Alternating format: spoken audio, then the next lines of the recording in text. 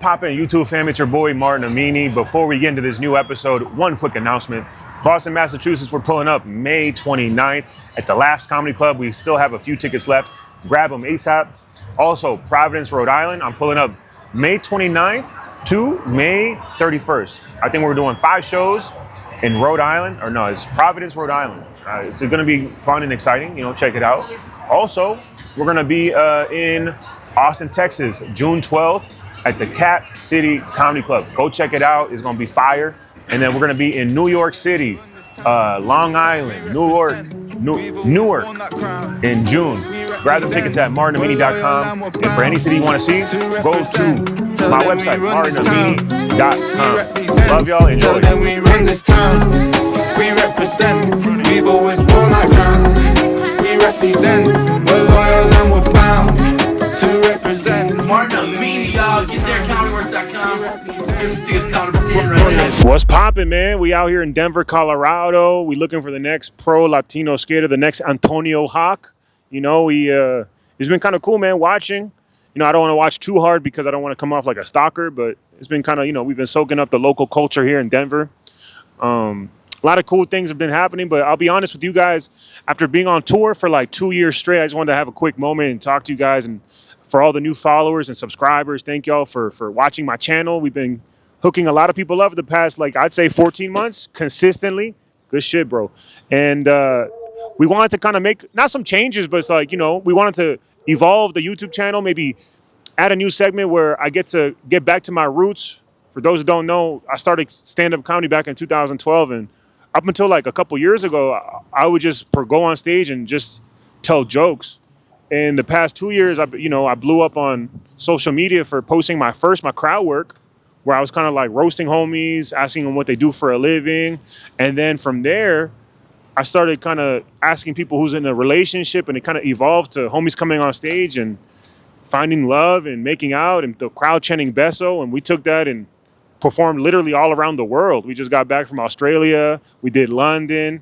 We did Brea, exotic. And so I'm just having this I don't want to say I'm tired of it. I'm just saying I feel like I'm ready to kind of share more type of content. So if you think I'm going to stop doing it, I'm not. Don't worry. We will have Besos on the YouTube channel, most likely dropping Thursdays and Fridays. But I think Mondays and Tuesdays, I want to drop content where I'm kind of working on new jokes, new stories. So that's something I wanted to share with you guys before we get into this new one, because I don't want y'all watching and be like, damn, where's the Beso?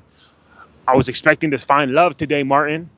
I'm on my lunch break and I don't get to see homies, making themselves look dumb or finding love, We all love when homies find love, but let's be honest. Some of our favorite parts is when homies sound a little bit autistic on stage, which is my favorite part too.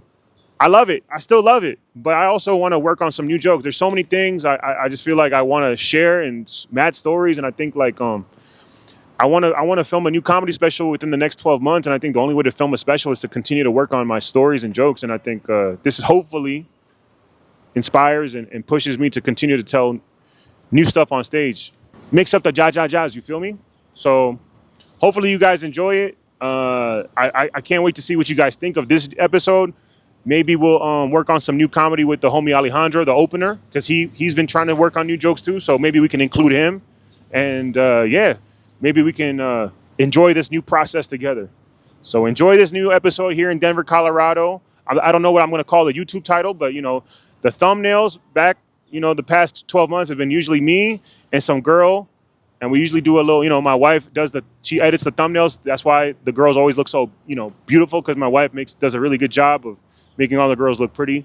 And so this might be a picture of me and my camera guy, Tony, at a skate park, Maybe we'll put some Photoshop us on a skateboard, That could be cool.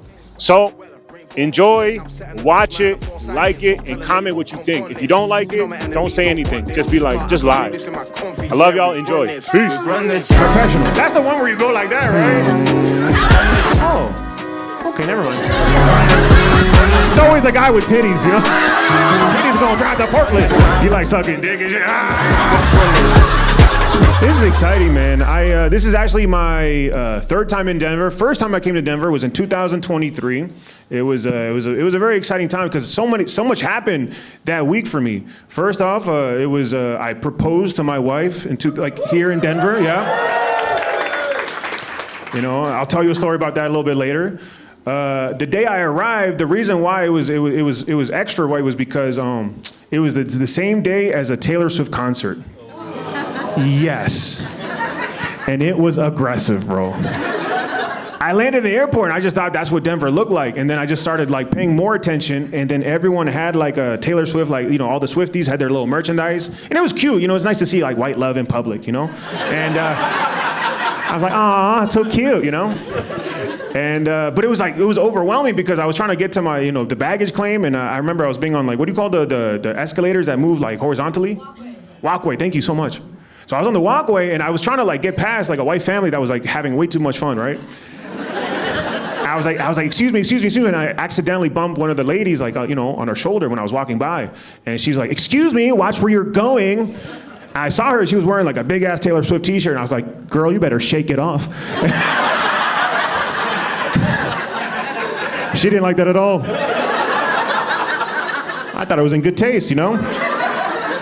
Shout out to all the white homies first off. I just want to shout out the white homies because I just want to let you guys know you're in a safe space.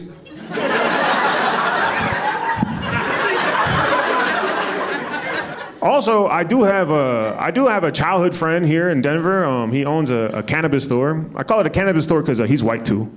And I haven't seen him in like 15, 20 years, you know? And so I called him up. I told him, like, yo, dog, I got anxiety. Hook me up, you know? So he hooked me up with an ounce of some fire, you know, Denver weed, and he hooked me up with 5 chocolate mushroom bars, you know? Yeah, it's a really good friend, you know, but I'm only here for like 3 nights. I'm like, 1 ounce and 5 chocolate mushroom bars, that's a little excessive, you know? The fuck am I gonna do with an ounce and 5 chocolate mushroom bars in 3 nights? So I ended up making $800 at the Taylor Swift concert. Hey, they can afford it, bro. Them ticket prices. A story I've never really told on stage before or put it out on my social media was 2 years ago, my first time headlining in Denver. I actually proposed to my wife. Charlene, shout out to my wife. I was trying to be romantic because it was my second time proposing to her because the first time I fucked up and I wasn't romantic. First time I proposed, it was like in the middle of a fight, and so I was just trying to get out of the fight, and I just gave her the ring, and she was happy, and she stopped yelling, but I feel like that wasn't like the most romantic way, so I said, nah, I'm gonna do something even bigger and better. So I rented an Airbnb out here, and I didn't really know what I was doing because the spot where I rented it at was in a very like secluded place, and I thought we were gonna get Uber Eats, and there was no Uber Eats, didn't even come out there, so we were kind of stuck in the mountains. And so, yeah, man, like, I want to tell that story, see if I could, like, make it funny. Because I actually, like, while I flew out here, I think I caught COVID because I could barely walk. And it kind of messed up the whole, it was, like, my second time proposing. So I was like, damn, dog, I feel like if I had to propose for a third time, she probably won't even marry me. So I had to really, like, lock in and, like, make it as romantic as I could while I couldn't walk. So I'll try to tell that story and see if I can make it like really funny. So yeah, the true story, I proposed to my wife 2 years ago, not here in Denver. I was trying to be romantic. I took her to a city called Bailey. Y'all know about Bailey? Yeah. I Googled it. I didn't do that much research because I fucked up. I want to preface the story by saying it was my second time proposing to my wife. This is, my second time. First time I fucked up. I fucked up even more than the second time. This is what happened. First time I proposed to my wife in 2022, I proposed to her in the middle of a fight. Yeah, I know. She was yelling at me and I was like, damn, like, how can I get her to stop yelling? Yeah, it was one of those fights. She's like, and another thing. I'm like, fuck, what can I say, you know? I'm like, babe, stop yelling. Like, what? What the fuck do you have to say right now that's gonna make things better in this moment? And I just got on one knee, like, will you marry me? And she got so emotional. I was like, oh my God, this is the best day of my life. I'm like, this is the best day of my life too, babe. But I was like, that's not, romantic. So I had to like really, beat that. So I Googled, places in Denver, like, where the mountains are at. And so I got this Airbnb in Bailey. Super nice, right? But I didn't do that. Usually when I go to places, I just order Uber Eats for food, and I just take Uber. So I took the Uber there, but I didn't realize no Ubers come back. And there's no people, bro. There's like more deer and moose than people. So we were just stuck in the wilderness, dog. We didn't have any food, and we didn't have any phone service.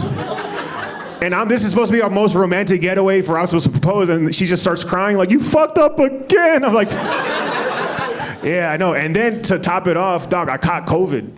I know, bro. And it wasn't like the nice COVID. It was like the one where you can't really walk and shit. So I'm in bed like, babe, I love you. I'm sorry. So we had to call a tow truck to take us to a grocery store to buy us food and then take us back and shit. Yeah. And then after that, I proposed, and she's like, I guess this is okay. Yeah. So I couldn't afford a third time, so I was like, this is it, baby. I'm sorry. But no, she's happy. She's not here right now. Yeah, she don't want to come back to Denver. She has bad memories, I guess. No, it's true. Is anyone else here married? Yeah, marriage is kind of cool, huh? Mostly, I guess there's a lot of single people here, huh? Yeah. Engaged. Oh, congratulations. Wow. Engagement is so cool. That's such I love the engagement. Like, I love the word fiance. Fiance is so fucking cool. Like, that's my fiance. I don't know, the word wife is just so... It doesn't have the same ring to it, you know? Fiance is like sexy and cute and fun, you know?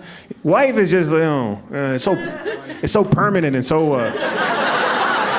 Well, it's not even the permanent part. It's like the word wife, it never has like a cool, it's never in a cool phrase, you know? It's never like, oh, my wife is the best. It's more like, my wife says I can't go out, you know?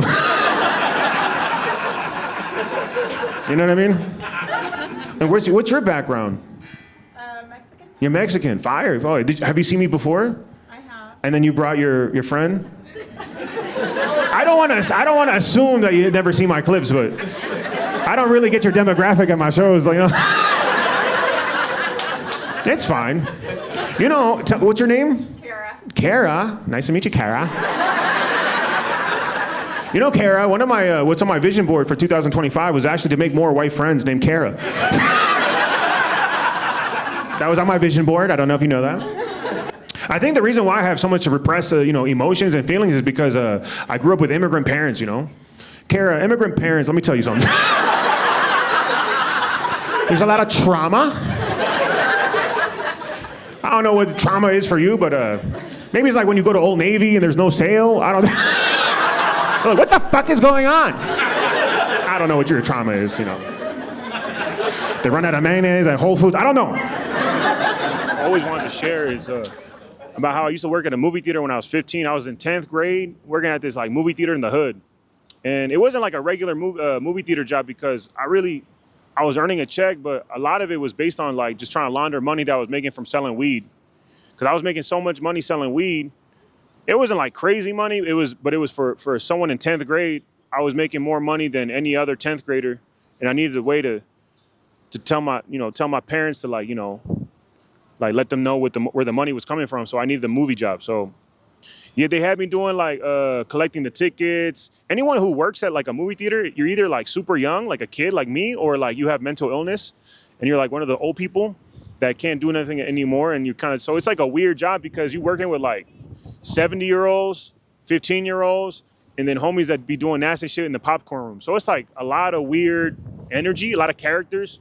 But I remember like the movie theater, I used to have to like, not kick people out, but like tell people like, hey, stop bringing drugs to the movies, or stop, like some people would like get some head, or like, you know, they would hook up and they would kind of send me in to like, yo, Martin, like tell them to stop. And like I was 15, I was going through puberty, so I wasn't like the most like security type homie. So it was pretty wild.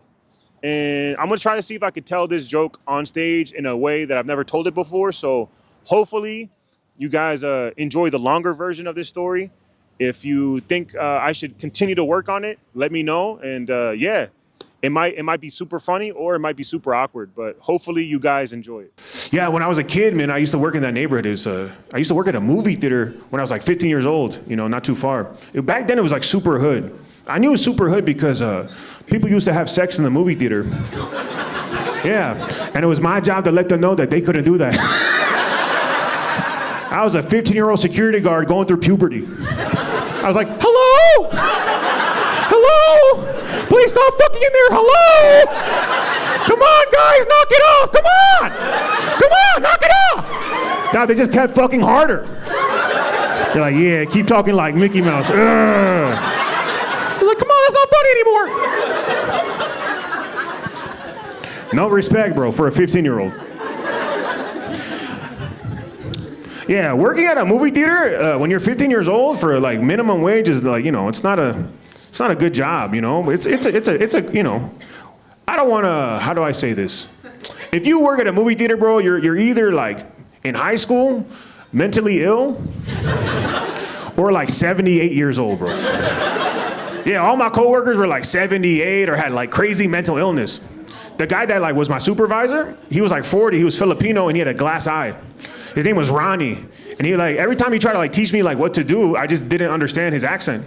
He like, listen, Martin, you have to make the popcorn like this, pop, pop, pop, pop, pew, pew, pew, pew. I'm like, I don't think that's how it works, big dog. He used to like take the, you know, because all really our jobs was to collect tickets and like clean the theater. That was really the description of the job and shit. And then sometimes kick people out for like fucking, and. He used to like take the broom and like do kung fu with it, you know? And he was a wild dude, bro. But the only reason I really worked there was because I was also like selling weed on the side. But I needed like a job to kind of launder the money to prove, because my parents were like, you know, they couldn't know where I was getting my weed money from. So I had the movie theater job, you know, to you know, balance out. Yeah, so that was my hustle. When I was doing it because I was only like 15 years old. My mom, she eventually caught me, you know, selling weed, and you know, when she caught me, she was so sad. She was devastated, Kara. She didn't know what to do, you know. Immigrant mom from Bolivia, working her ass off, you know, for her son, and he gets caught dealing weed, you know. So she did what any mom would do. She transferred to a rich private school, thinking it was gonna help the situation, but in reality, she gave me a promotion. That's right.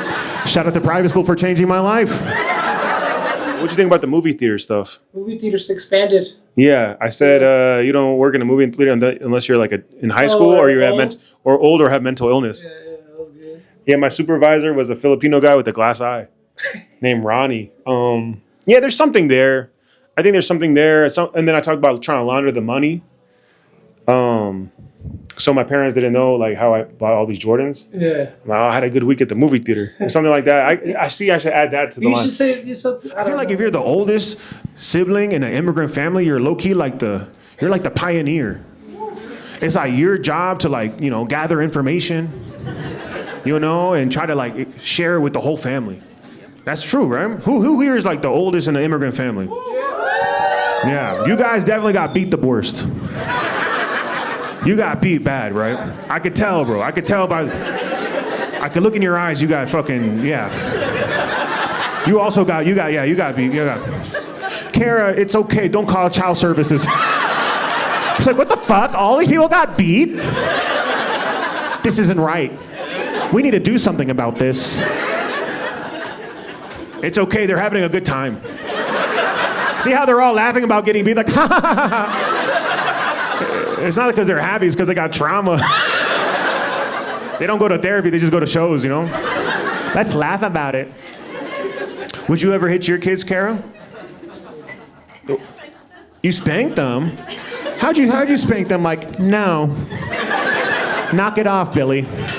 You stop that. What was the worst spanking you ever gave your kid? Like like that? I used a glue stick. You used a glue stick?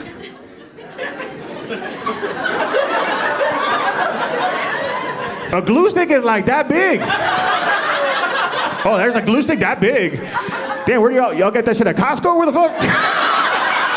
Y'all seen glue sticks this big? We get the economical, we get the little Elmer's joints like that. Wow.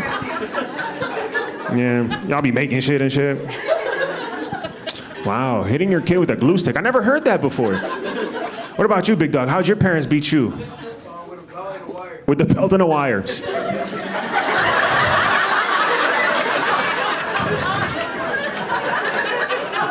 Now let me ask. Let's conduct some research. Let's do a survey. How old's your kid now? Is he an adult now? What does he do? 30. 30. And what does he do for a living now? He's a professional trombone player. Personal trombone player. Professional.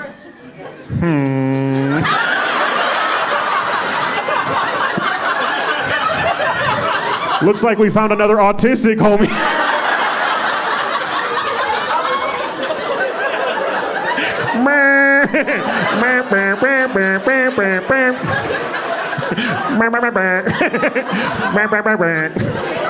You should have beat him harder.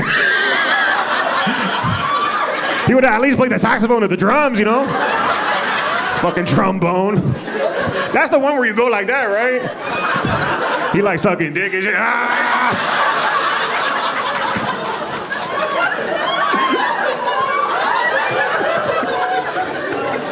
Cha cha cha.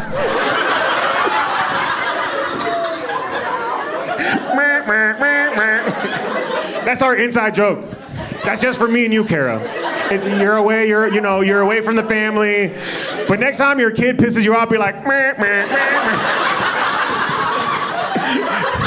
Next time, like when he's pissing you off, you're like, meh, meh, meh, meh. He's like, Mom, what is that? Why do you keep doing that? I'm like, it's a joke. All right, so you hit him with the glue stick and he became a trombone player. Now let's conduct this guy. He got hit with the wire and the belt. What's your name, big dog? My name's Richard. Richard, what did you end up becoming? I'm a construction worker.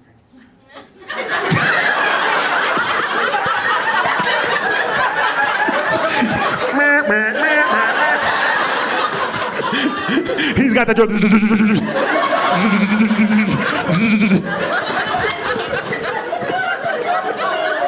Well, fuck, bro. You didn't help my research at all. You should have got touched.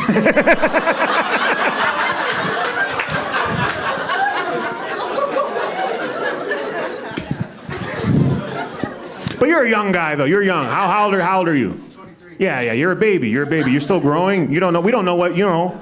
You got 7 years to beat the trombone. That's 7 years is a long time. You could do a lot of things in 7 years, bro. We'll see. Come back next year. Let's see what you do. Do you have any ambition within the company to move up and construct bigger shit, or what do you do on the construction site? Like, what's your title? Machine operator. Machine operator. Oh, you're on like the front lines, you know. So you handle like all the heavy machinery, like the joint, like which one? Skid or scissor lift, all that. Oh, the lift too, huh? You be driving the little cars with that lift shit? Mm-hmm. Yeah. Yeah, it's always like the heavy set homies that do that. You never see like a skinny dude driving the little forklift like meet. It's always the guy with titties, you know? It's always like the 23-year-old with titties that like come to the steering wheel. It's like, look, my titties can drive it. My titties gonna drive the forklift. We don't even need the forklift, my titties can lift it.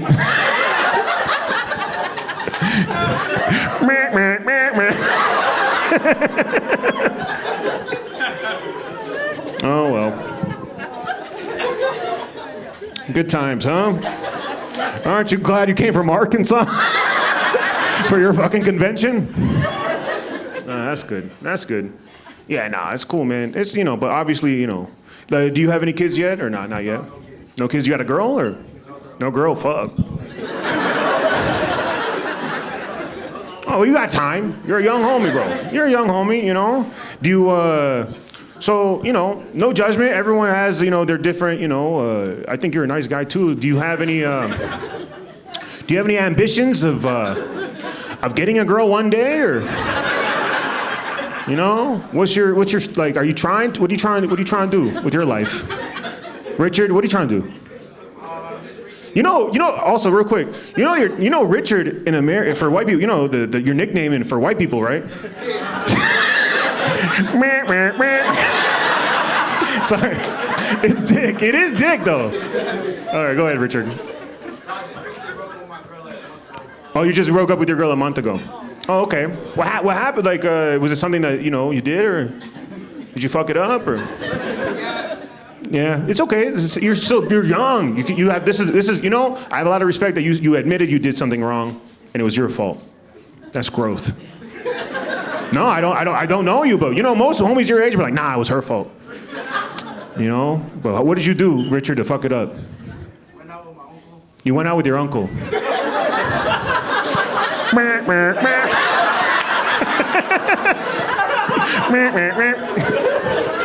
Wait, why is that that was an issue for your girl? It was like, your family-oriented homie. Yeah, they like to party. Oh, your uncle likes to party. Party, or like? Party, like. Yeah? Wow. That's pretty cool. So you party, and then what do you do when you party? Like, you just hang out and is it like a bunch of guys just doing cocaine, or? You know what that party's missing? A trombone player. Now that's a real party. That's what you guys really need. Yeah, I can see that, So it's just you and your uncle and just like his friends and shit. Yeah. Did he work with you like on the construction site or nah? No? So you guys just, okay. I can see that being an issue. So do you see yourself that next time like not doing that so much, or what? Yeah? You learned your lesson. Not going out anymore. Well, I heard a lot of guys like, nah, fuck that shit, bro. You're young, enjoy that shit. All right, so young homie. No, you're young. How old are you, big dog? How old am I? Yeah. 43. All right, good, OG, good. And you're with your girl too. I like how she has her leg on your lap and shit. That's nice, bro. That means you got good dick, bro. Cause she's comfortable, You make her calm, she's relaxed, you can take some notes, bro. That's your uncle? What the fuck?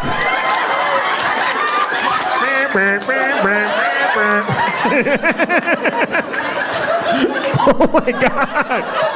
It all makes sense. The chain gave it away. Not that one? Yeah, not that one. Yeah. We've all heard that one before. Damn, bro, that's so fun. Dick, that was funny, dog. You a funny dick, bro. That was a good one. That was a good timing. Good comedic timing. Good callback. Well, Theo, 43. So like, so you spend time with this one too, or no? He needs a better. He needs. You need to be like. He needs a role model, bro. And what do you do now for a living? I can't say. You can't say. Confidential. Are all your uncles fucking criminals? This guy needs a new uncle. We're gonna get you a white uncle, dog. Do we have an older white guy that wants to adopt? Kara, can you adopt Dick? You already have one gay son. You can afford another one as the forklift operator. He can pick up all the socks with come inside from your son. Oh my God. She lives in Arkansas. It's not gonna work. Yeah, where do you live in Colorado? Denver. You live in Denver? Oh, what part? West Denver. West Denver. Nice, bro. Is West Denver like a nice area? Why are you making that sound? She's like, don't go there, no. Lock the doors. Lock the doors. They have good food? That's racist.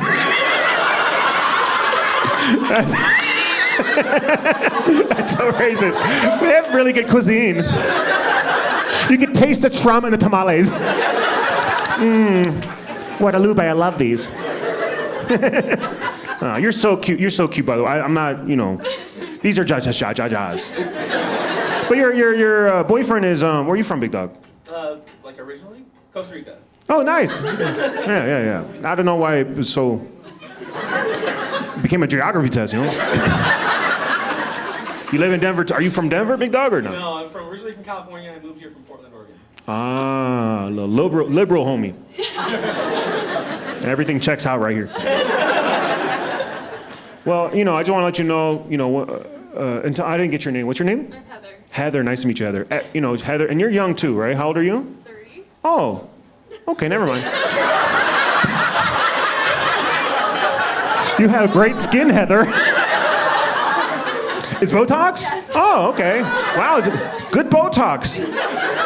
Kara.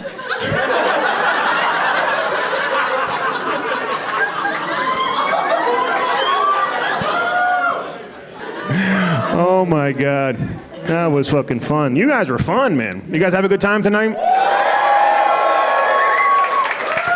What a show, huh? Thursday night, early show. I talked about the proposal here in Bailey. I feel like that was okay. The Taylor Swift joke went pretty good. I like that one. I never heard that one. That was good. Yeah, that was from 2 years ago that kind of really happened. So, yeah, there's stuff to expand on. I thought it was good, man. A lot of crowd work moments. Lots of crowd moments were fire, too. Yeah? Bro, I was ripping it with the... Yeah. You like that? I got Tony? The trombone. Yeah, the trombone. And the homie Richard Digg. Richard Digg in the front. We just kept doing it. Everybody, you just kept doing the song. Parties with his uncle too much. I guess I'll try to continue to like work on the movie theater joke, and then kind of just add to the weed dealer stuff. Yeah. See what comes. The town to do it. Yeah.